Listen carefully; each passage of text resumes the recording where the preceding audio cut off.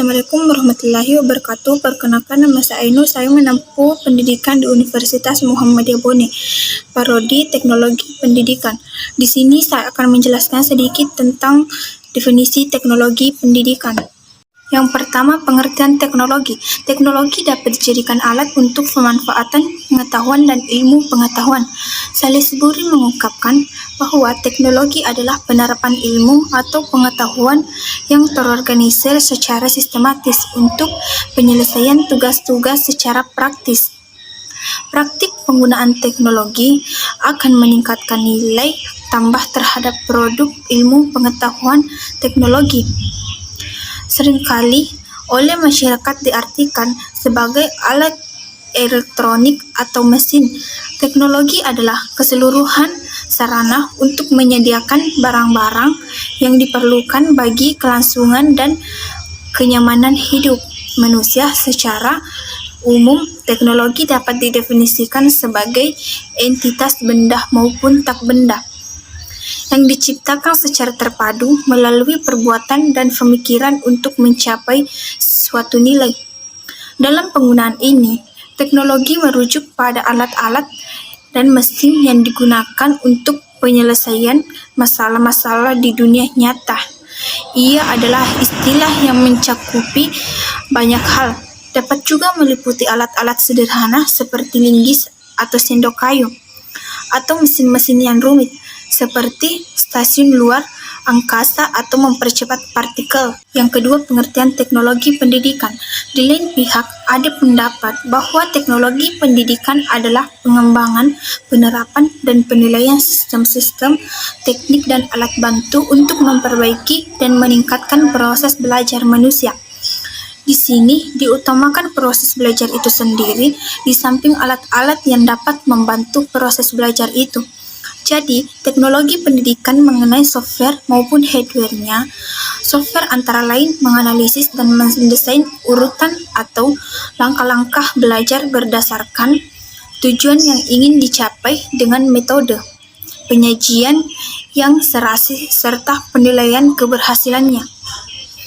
Ada pula yang berpendapat bahwa teknologi pendidikan adalah pemikiran yang sistematis tentang pendidikan, penerapan metode problem solving dalam pendidikan yang dapat dilakukan dengan alat komunikasi modern, akan tetapi juga tanpa alat-alat itu. Pada hakikatnya, teknologi pendidikan adalah suatu pendekatan yang sistematis dan kritis tentang pendidikan. Teknologi pendidikan memandang soal mengajar dan belajar sebagai masalah atau problem yang harus dihadapi secara rasional dan ilmiah. Secara teknologi berasal dari bahasa Yunani, teknologi yang menurut Webster Dictionary berarti sistematik atau penanganan sesuatu secara sistematis. Sedangkan teknik sebagai dasar kata teknologi berarti skill, atau keahlian, keterampilan, ilmu.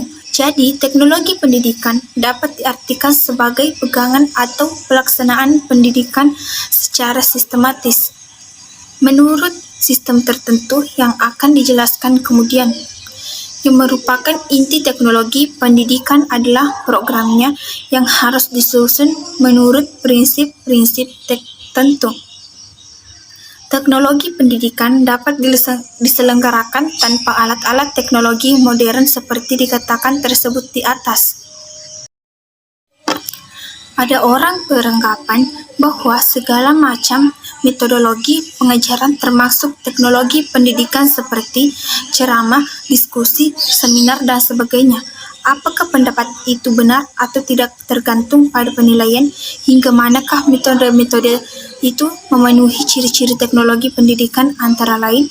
Yang pertama, merumuskan tujuan dengan teliti dan spesifik dalam bentuk kelakuan yang dapat diamati, sehingga dapat diukur keberhasilan tercapainya tujuan itu. Yang kedua, meneliti pengetahuan keterampilan dan sikap yang telah dimiliki anak didik, yaitu entry behavior.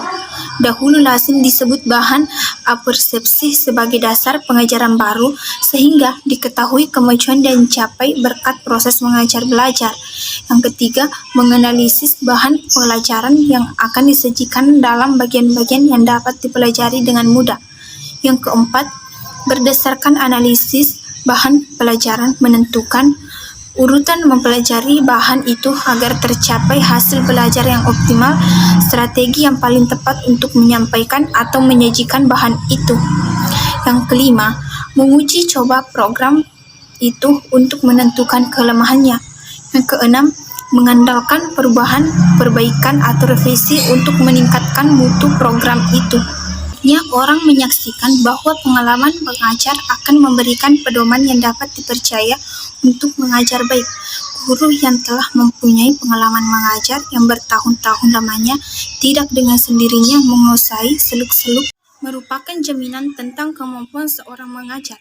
Maka perlulah dicari pegangan yang lebih mantap untuk mengajar yang diperoleh berdasarkan fakta dan bukti-bukti yang nyata dan dihasilkan berkat percobaan dan penelitian.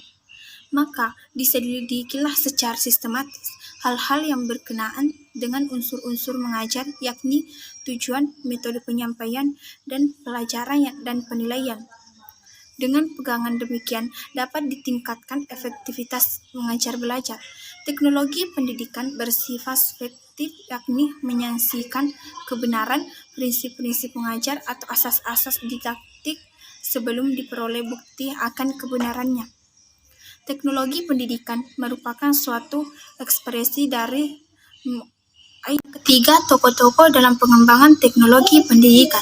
Teknologi pendidikan berusaha untuk menerapkan dalam kelas hasil-hasil eksperimentasi dalam laboratorium psikologi.